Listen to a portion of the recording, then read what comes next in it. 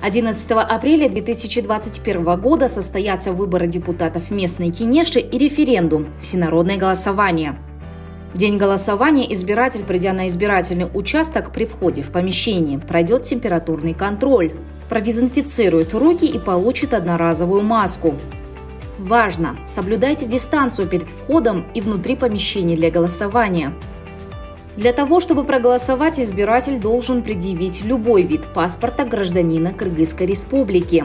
После идентификации по паспорту избиратель проходит идентификацию по отпечаткам пальцев, а в случае невозможности по биометрии лица. Для этого необходимо на время приспустить маску. Все оборудование проходит регулярную дезинфекцию. При успешной идентификации граждане получают 2 чека для обмена на бюллетени выборов и референдума. Внимание! Учет участников голосования на выборах и референдуме ведется раздельно.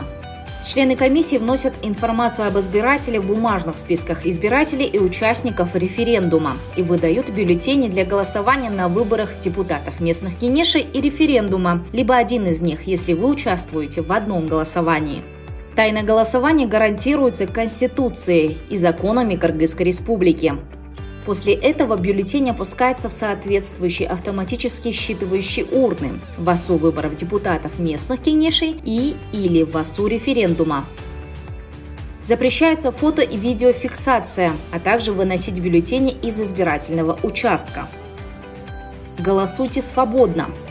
Каждый голос важен. Каждый голос будет учтен.